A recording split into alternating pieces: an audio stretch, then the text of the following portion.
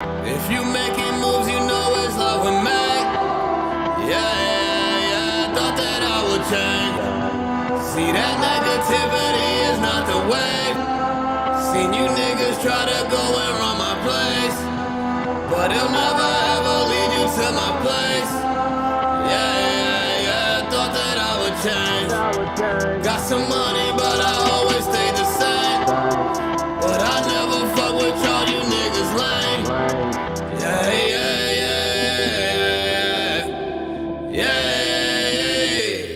Chasing the billy, if I'm in your city, I gotta get paid for the show. Here for a minute, get litty, sip Henny, then I hop right back on the road. This level is nothing, I can't even focus if it don't do shit for my goals. When niggas was gone, I turned to the mold and got us up out of the hole. Look at them dipping and slide. I got them all alive. You see the smile on my face? The merch is sold out for a while. It ain't a nigga out here in the scene like me that could tell you the truth. Took a few grams, got out the jam, and say, man, do what you do. Yeah. Got some money, but I always stay the same. But I never fuck with y'all, you niggas lame.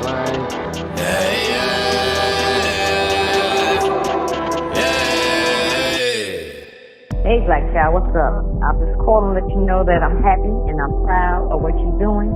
You know I'm always going to be your number one fan. As I always say, you can do it. There's no such thing as can't, because you could. But anyway, I'm just letting you know, when you come out, I want you to play my number one song, Shorty. You know I can't sing like you can, but I'm letting people know how you do. Later, love you. Peace out.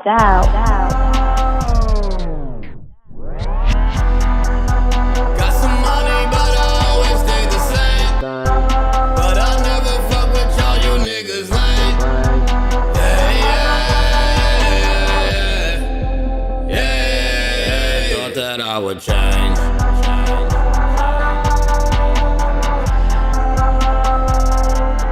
Thought that I would change. Yeah. Thought that I would change. Airplane mode. Ready for takeoff. Whoa. Yeah. Man, this life insane. Got some money, but I always stay the same. But I never fuck with y'all, you niggas lame. If you making moves, you know it's love with me. Yeah, thought that I would change. See, that negativity is not the way. Seen you niggas try to go and run my place, but it'll never ever lead you to my place. Change. Got some money, but I always stay the same. But I never fuck with y'all, you niggas lame. Yeah. Chasing the billy, if I'm in your city, I gotta get paid for the show.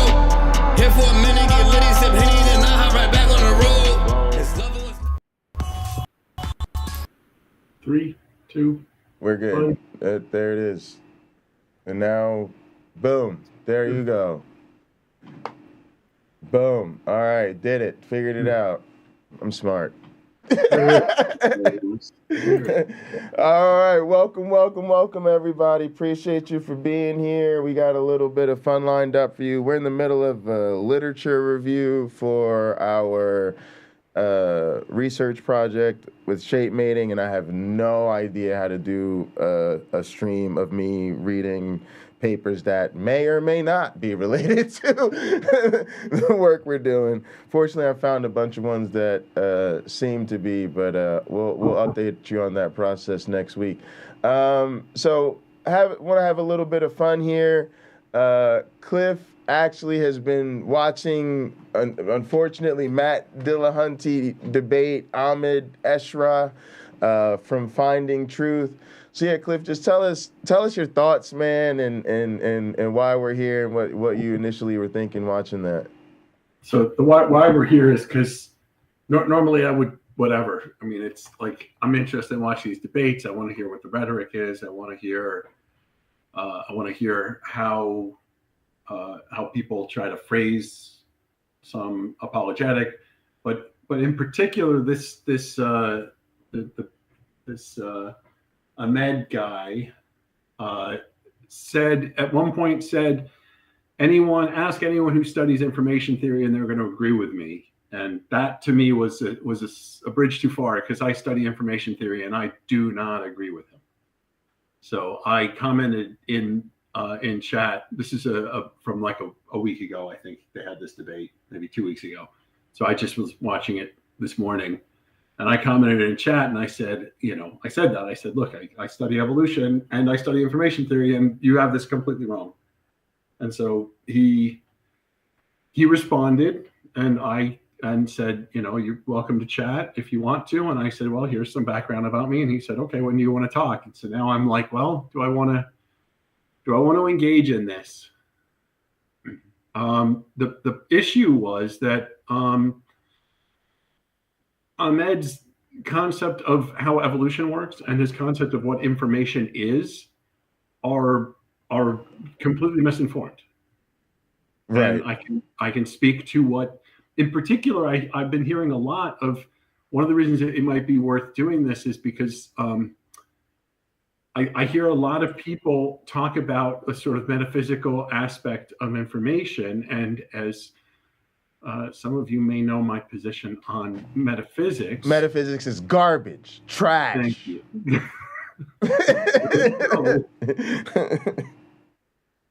So yeah, there you go. That's my position on metaphysics. And the fact of the matter is, information is simply a property of matter. It is shared states between matter. If I have a shoe and it has a certain tread, and I walk through the mud and I leave an imprint in the mud, then the imprint in the mud correlates, the matter that makes up the mud correlates to the tread in the matter that makes up the sole of the shoe.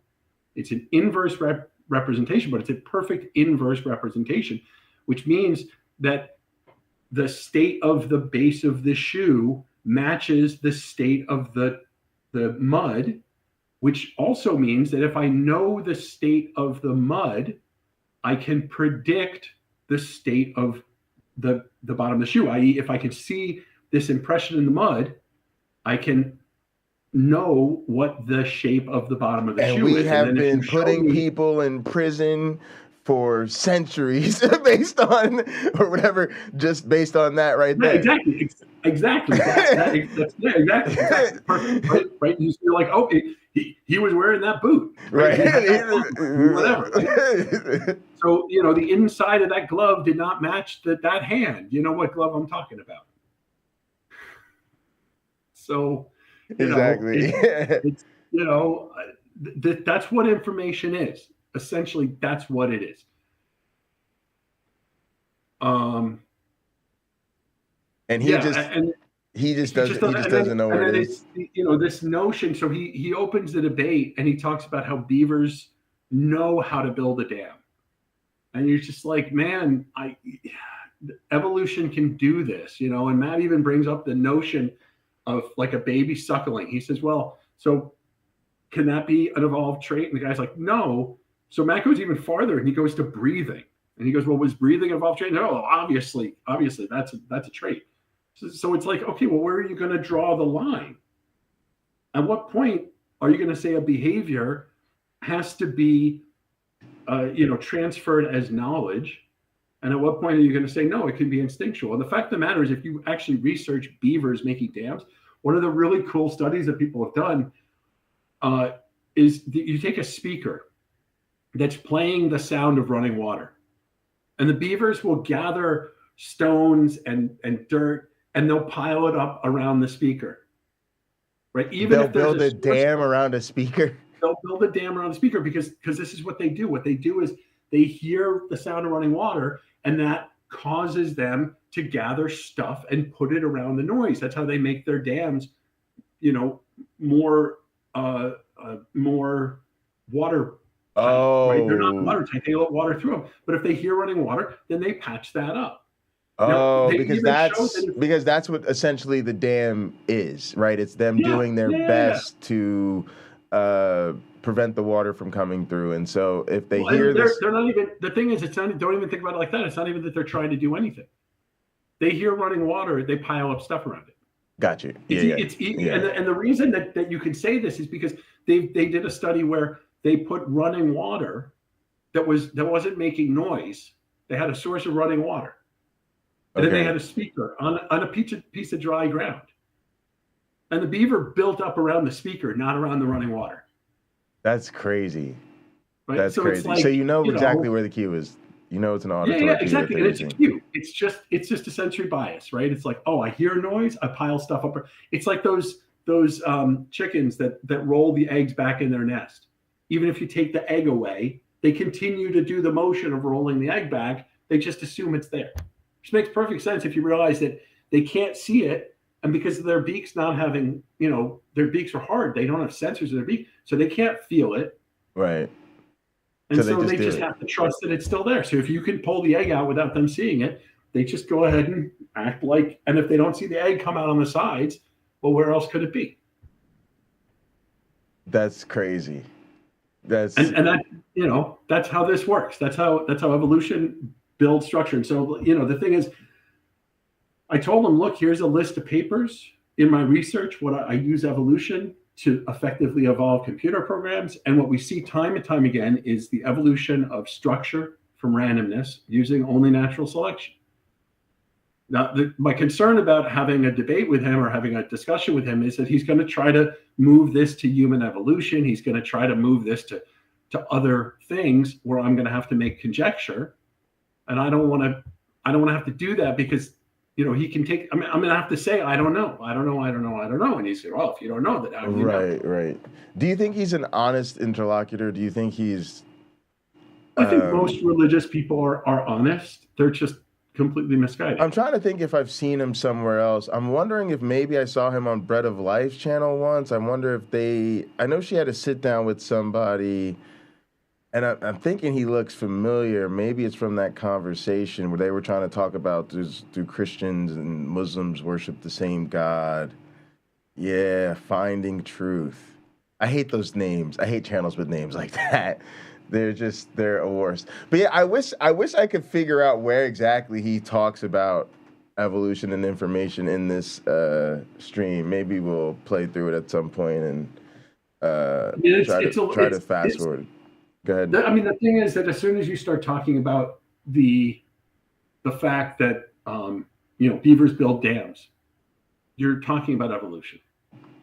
Like, even if you don't accept that, that's what you're doing. Right. And that does touch on it sort of obliquely.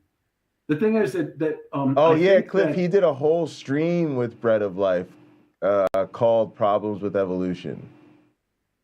Okay. And she is like, young earth creationism is more important to her than spreading the gospel. So, okay. But this is weird too. I don't talk about it a lot, but there's a very strong anti-evolution sentiment in a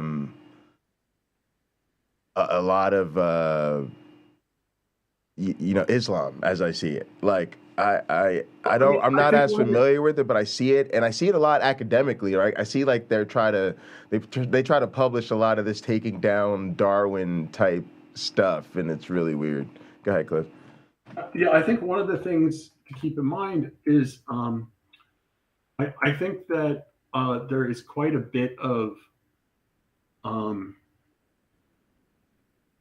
think that there's quite a bit of, in Islam, there's this notion that God is running the machine. He's actively running the machine. So there was one Muslim that I talked to who was arguing that I said, so when you bring a match to a flask that has hydrogen and oxygen, and this forms into water, right? Like it burns the oxygen and the hydrogen and causes them to bind, and you get out water. God's doing that. He said, yes. I said, every molecular connection that's forming as that hydrogen and oxygen burns and forms water, God's doing that. He said, yes. Yeah, God's managing every single. I just can't understand how that's a reasonable claim. He's all powerful. How is it not? Right? It's unfalsifiable. So, right. I mean, it's a perfectly sound claim. It's just what's not sound is why you would believe it. Right. Yeah. And to me, I don't know how to say this, but does part of us need to be more concerned for them being the sucker? Like they're constantly coming at it, like they're basically trying to tear down our lack of belief. But there's this thing in which it feels like the whole thing needs to be flipped. Like, you actually bought this? Like, you buy the thing that clearly can't be falsified, at least not till you're dead, and that seems okay with you, right? Like, that's just it's weird to me that we don't recognize something's got to be severely wrong with somebody to continue to accept that and argue for it publicly. It's really different to me when a person just doesn't know, or they've kind of come up in the culture, and then maybe they went to business school, then they settled down and had a family, and so they've been in the church their whole life, but they've never had a space to reflect on what it is they believe and have been practicing their whole life. But these people that literally sit here and watch these debates and apparently read these books and study these subjects, and still, I mean, to me, there's either something seriously wrong with you emotionally, like, I'm not a psych, but there's some sort of dependence issue there, and a weird one, right? Like it's literally a supernatural one, far beyond the usual reason you can't move away from mom or break away from a particularly abusive girlfriend or some shit like that. This is something else, right? Or lack of competence. What's going on? I disagree. What do you think it is? I think that they have been hoodwinked by a bad argument. That's it. I think that's the entirety of it. They have become convinced that this is impossible, right? They've listened to a whole bunch of people that they think are experts tell them that this is absolutely uncategorically impossible to happen. They say, no, can't happen. And they're given bad arguments. And that's it. That's it. And they bought it hook, line, and sinker. If you listen to them honestly, and I think that this is why it's so hard to argue with them, is because they're, it's just, how do you argue with someone who really believes something? And when you say, well, look, here's why. This is like any time that somebody says, oh, so you're an atheist, so why don't you believe in God? And you're like, or no, worse, they started by saying, why do you believe that God doesn't exist? And you're like, well, I don't actually believe that. I just don't believe that he does exist. Sure. And they say, oh, okay, well, what evidence would convince you? And you're like, full stop. Why are you asking me what evidence would convince? Just provide me with evidence. I don't know what evidence would convince me. The problem is that the scale, the thing is, I have no idea what evidence would convince me, because the scale of your claim is so massive that it is untestable. Any agent that is God, any agent that is greater than me in terms of their power. If there was a being who could dominate my mind with their mind, and you say, well, that's supernatural, that's crazy talk. Sure, fine, whatever, I'll permit that. But any creature that could dominate my mind could convince me that they're God, simply by flipping bits in my brain until I go, oh yeah, you're God. They don't even have to demonstrate anything. They could just change the state of my mind such that I believe that they're God. Absolutely. And so how can I possibly, like the problem with the God belief is that in order to accept God exists, you basically have to throw out the fact that you could be being fooled. So it's not even just like, oh, it's denial in my heart. It's, no, I don't think that there's any responsible way you can accept the God claim. Yeah. Somebody said, Karen said, hoodwinked is generous. They want it so bad it becomes real to them. Yeah, I just don't. It's a weird place for me to be in now, but the way it feels like is, as an atheist, it bothers me that people don't understand that I couldn't be satisfied with the God claim as a Christian. Like it feels like that gets lost in all of this. Like somehow what I really want to say to these people is I believed too, but I no longer believe because there just wasn't anything there when I went looking. But Jay, what and if I just you, can't understand what they're finding that I'm not. But Jay, what if I ask you, but what if it's true and you're wrong? I just have no reason to think. I just have no reason to believe that anymore. But that's the ultimate thing, right? You just keep that up repeatedly. You just right. What if it's true? Yeah. What if it's true? What if it's true? It's true. It could be true. Point here. But that also came up in this, right? Like, what if I'm wrong? Right? Like, okay, what if I'm wrong and I go to hell? Okay. Yeah, but I never had warrant to believe. So like, then your God's a pretty evil dude if that's the way he's playing the game. Yeah. Does Ahmed? I hope Matt Dillahunty brought up hell and not Ahmed, because do Muslims believe in hell? Like, what? There's been a lot of this hell talk lately, and so it's interesting to see if somebody actually brings that up as part of their. Because I don't remember if they brought up hell. I wasn't. Yeah. Oh, but they did. They just brought up if the possibility of Matt Dillahunty being wrong, which is always possible. It was actually on. It was on atheist. I was listening to Atheist Experience this morning, and that came up. I know at the end, Ahmed says basically like you have this one life, and you have to figure it out before you're dead. And so I'm hoping that you can figure it out, right? And that to me is like that's the threat. It's this weird. It's this weird position to take where, it's such a weird position to take, right? Because it implies if I'm right, it implies I am right. I don't have to demonstrate it to you, right? And you'll find out. You'll figure it out. In the fullness of time, you'll figure it out. And it's like, well, okay, that's sort of why we're here.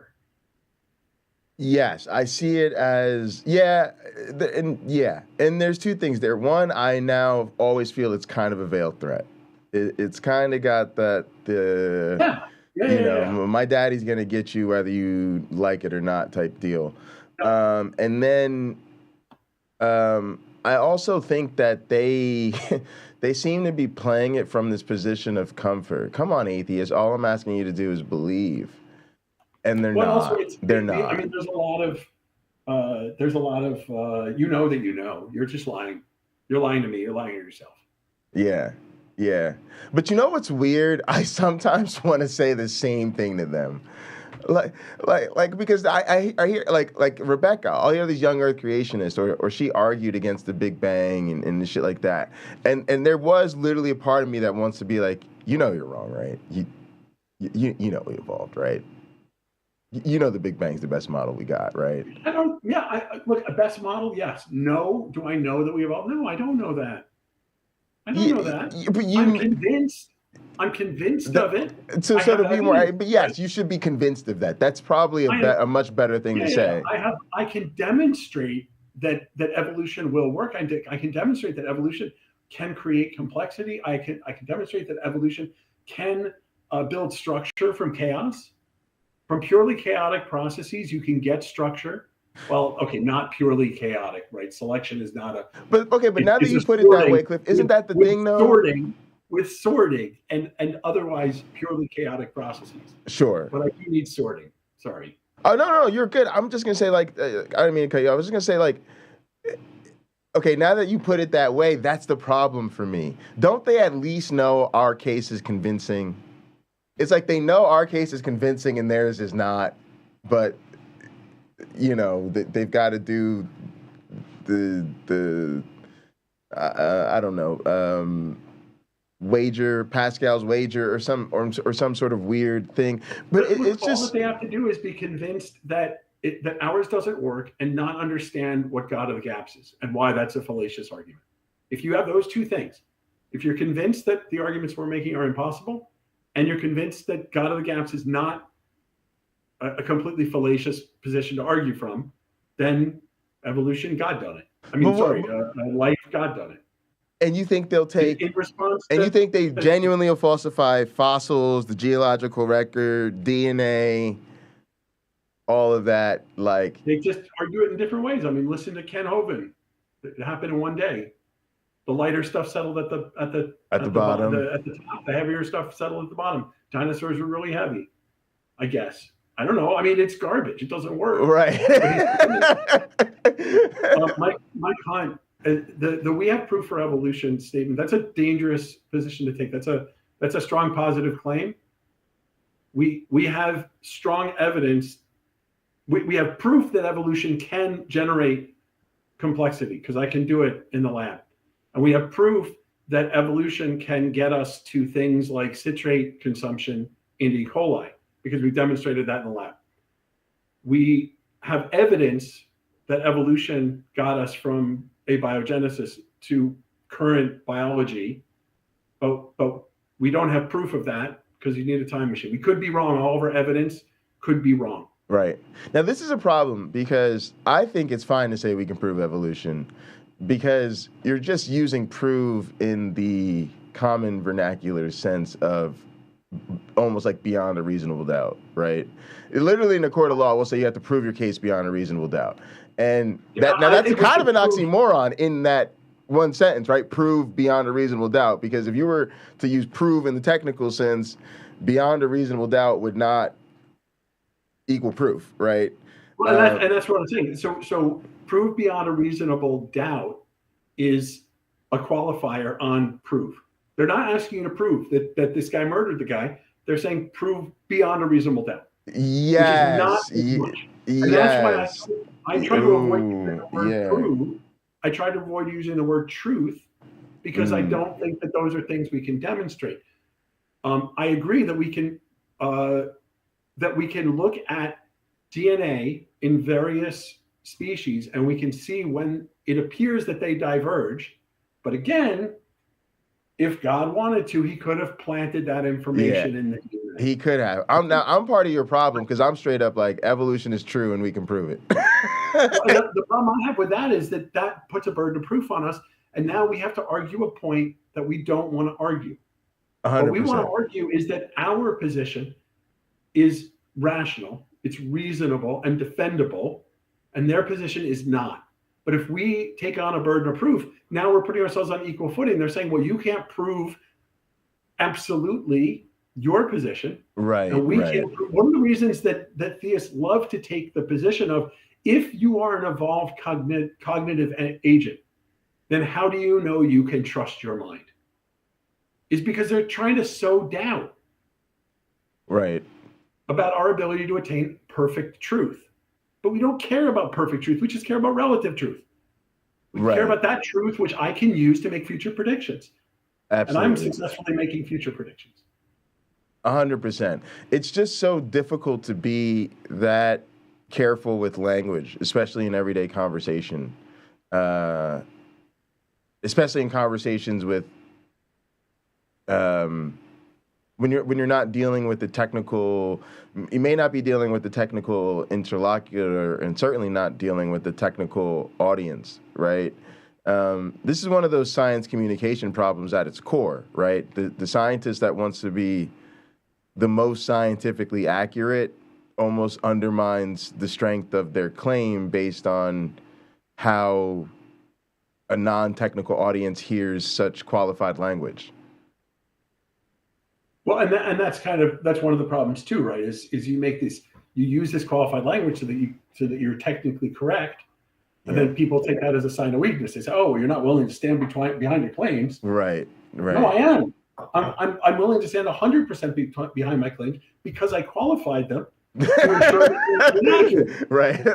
If I stated them emphatically the way you would want me to, then I would not. The more emphatic somebody is about their claims, the more certain I am that they're wrong. Yeah, yeah, that's really interesting, and I'm also wondering just about how it plays because I sometimes I just want to go there, right? And part of it's I'm like, you're wanting to go at the person because they're representing something so bad, and I have to be honest, I genuinely have stronger claims on these based on my opinion than I think most people would be comfortable with based on, the technical conversation. So perfect example is I literally I just think evolution's true. And I think if we can't accept the evidence that we have as verifiably being proof, there's we can't prove anything. And so the distinction between how much evidence we have and what we would need to actually say we proved it is itself almost in metaphysics land, because it's we just don't have any evidence. No, I'm just realizing it's a problem. Yeah, I'm just realizing my own stance is a problem. Yeah. We just go to the crossword puzzle analogy and say good enough. That's rational. Yeah, and we're done. I do the same thing with God. I'm literally one of those people who thinks there's no God. I'm almost certain there's no God. And to me, the demonstration, the evidence is that they always come from books. They always come from books. We have no correlating matter, right, outside of these books to support any of these claims. And so I'm normally no, I'm a really strong atheist. I'm not just and again, it comes from my Christianity, right? It's almost it's like this. If I believed there was a God, I'd still be a Christian. If somebody could have offered me anything to hold on to, I probably would have. I had to be damn near certain that there really was no God for me to walk away from Christianity. Sure. And since then, I've only become more certain. Yeah. I've only become. I am rather convinced that there's no God because I have no need for that hypothesis. Right. But it's why I will never assume that something exists, which I don't need an explanation for. It's just, why would I do that? It's just, it doesn't make any sense. Yeah. But it is important that when we have the opportunity that we get more technical about our language. But yeah, Cliff, I think there's an appetite for it. I think people have enjoyed this conversation. This is definitely the most activity we've gotten on one of our streams, I guess. Do you think people are slightly more familiar with Matt Dillahunty than they are with Mabe? Do you think that's? I certainly am. Wrote the damn thing. But nah, this has been super fun. Keep us posted, man. I think you should do it. What did you start your thread as? What's your name on here? I think I'm just me. What am I here? Cliff Bone. I will check out that. Cliff, it is you. I'm just responding to one of the posts on here. I will check out that post on the Katana bill. That looks interesting. All right, so yeah, there's Cliff's comment. It says, I study evolution and information theory, and I can state that Ahmed is completely wrong. Also, information is just shared state between different collections of matter. You are welcome to come to the channel, Clifford, and present your point of view live. When would you like to come and have a discussion over the subject? Yeah. So, yeah. Yeah. Hit him up. Let us know. So wait, he's gonna want you to go on his channel? Yeah, we'll have to do a watch party or something. It's fine. I don't know. I'll see what he wants to do. I mean, the thing is, I think it's going to be a boring conversation from a certain standpoint because he's going to try to pin me down to, but what about X? And I'm going to say no, and also that doesn't matter. That's not what I'm here to talk about. That's not the claim I was making Right. So why would I talk about that? Like, I'm not an expert. Get Gustick Gibbons if you want to talk about evolution of humans. Get a person who studied biology and wet things if you want to talk about wet things. I don't care. I don't study that. Right. What I can tell you is that the process of natural selection, right, mutation, inheritance, selection results in complex functional structures. That's what I can argue, and I can demonstrate it in real time. Yeah, and yeah, that's interesting, and I'd love to hit him with the study, talk about human evolution. I want to hit Rebecca with the same thing because she denied that humans are animals the other day. I almost fell out my chair, Cliff. Well, the thing is, I almost fell out my chair, man. I'm not willing to have that argument with these people because it's not my area of expertise. Yeah, no, I've given a graduate lecture. I just want to get them. I'm with it. I'm built for it. But what I can say is you can get arbitrarily complex structures from selection.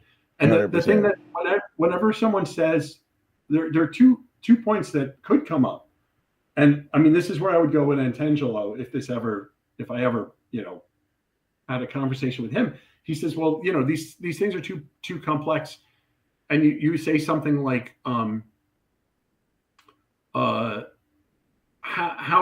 you look at like the number of proteins. There are like 20,000 unique, I don't know how many, 10,000 unique proteins that interact in a very specific way, and they all have to be there in order for the body to work, right? And they say, how could this possibly have happened?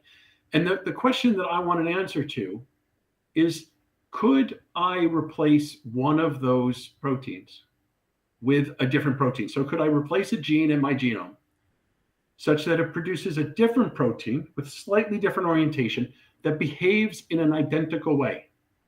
And the answer is yes. For any protein, for any chemical, you can find some other chemical that could replace it, which means that you're now not looking at only one configuration, you're looking at two. Well, wait a minute, but we can do this for every single protein. So now you're looking at many, many, many combinations that will result in the same behavior. Well, what if I don't have to have brown eyes? What if I could have had blue eyes? What if I don't have to have brown hair? I could have had black hair. What if I don't have to have, 5 fingers? I could have had 6 fingers or 4 fingers. Would I be significantly different? No. So to get an intelligent cognitive agent does not require the 40,000 specific interacting proteins. There are many, many ways that you could get a combination that result in a cognitive agent. We happen to be on a planet that developed cognitive ability, that agents with cognitive ability, right. And so we look at it and rest because we didn't have cognitive ability until just recently, right? That we could actually analyze it, and so we are mystified how this could happen and why we don't see it anywhere else. Right. Duh. Yeah, exactly. So I think it's a worthwhile experience if you're interested in doing it. I think you already hit on the key points. Is you're gonna have to try to get him to stay there.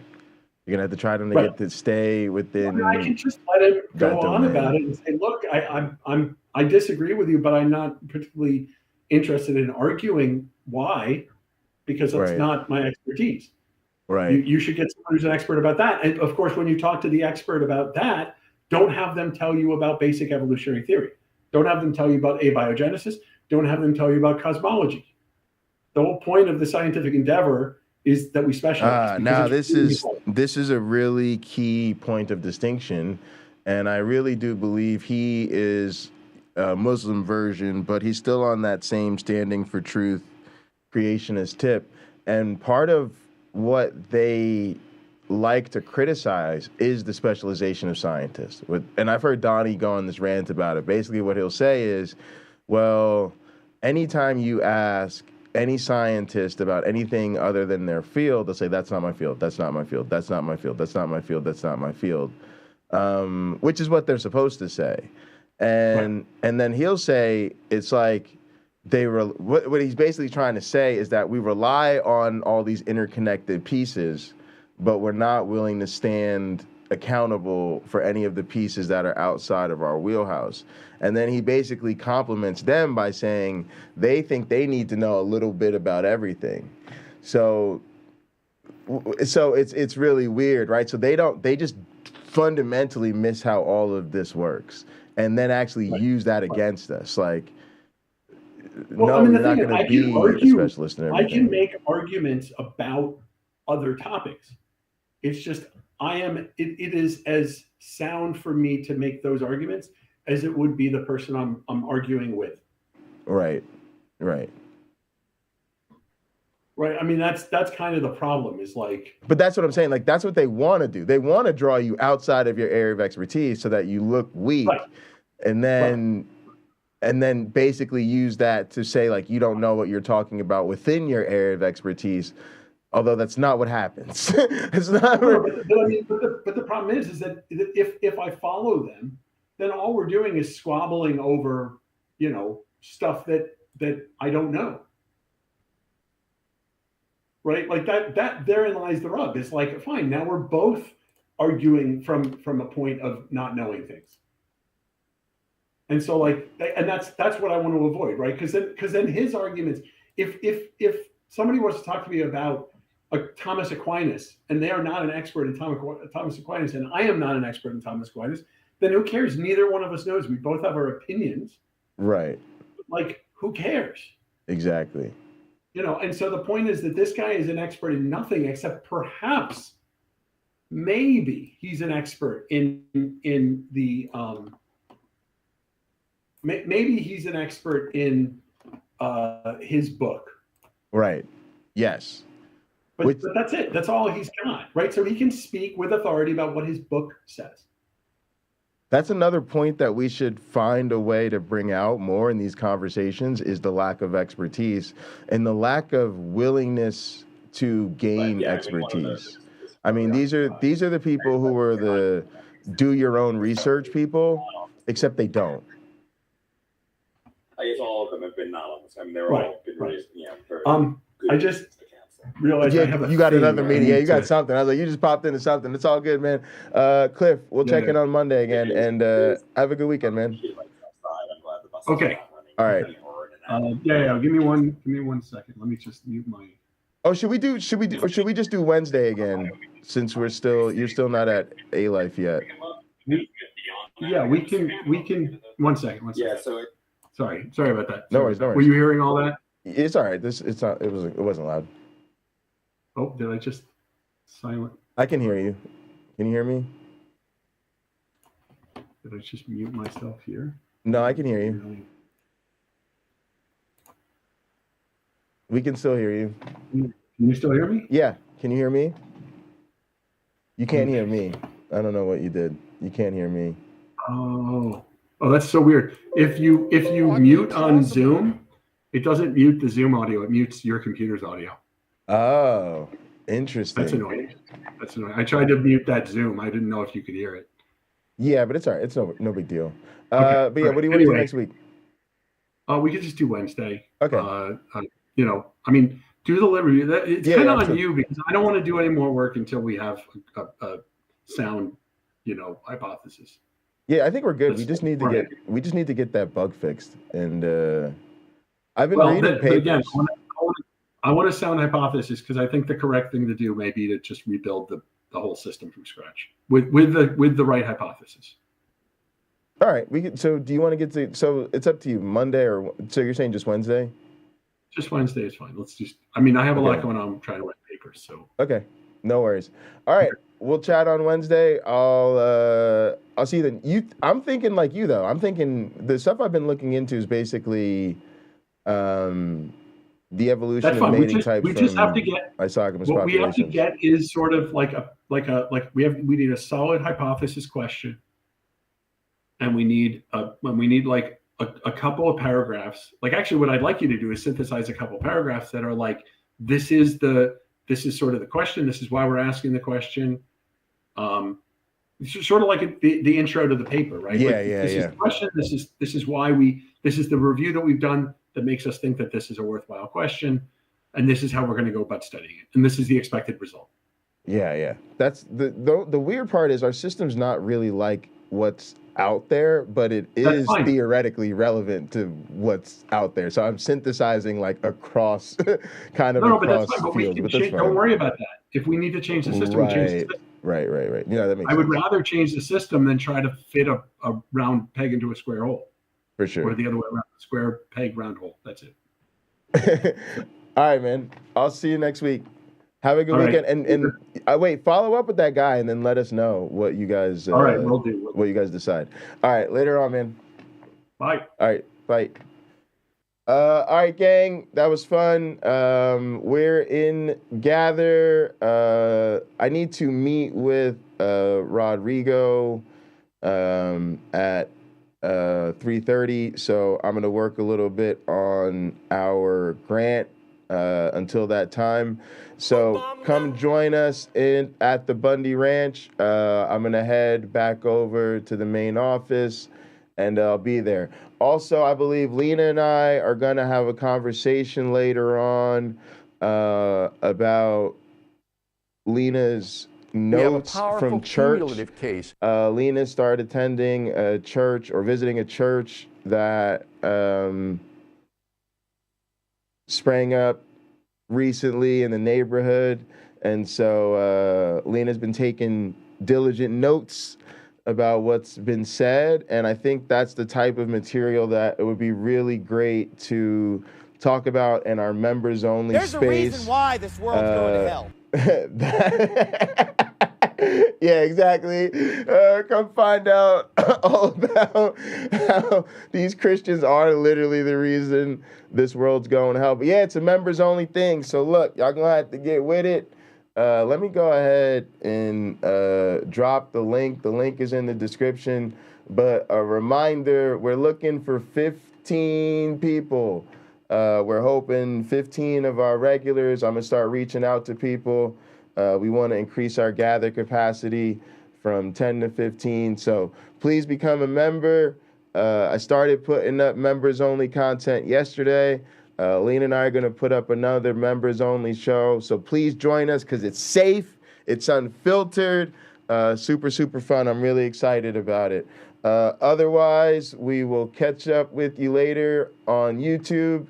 But yeah, come join us in the Bundy Ranch if you've got access. So we'll see you in the office. In the name of the Darwin, the Dawkins, and the Christopher Hitchens, science bless you all. And don't forget, find them goddamn UFOs. You need to get and gather, you need to explore, and you need to find them damn UFOs. We'll see you next time. Later on.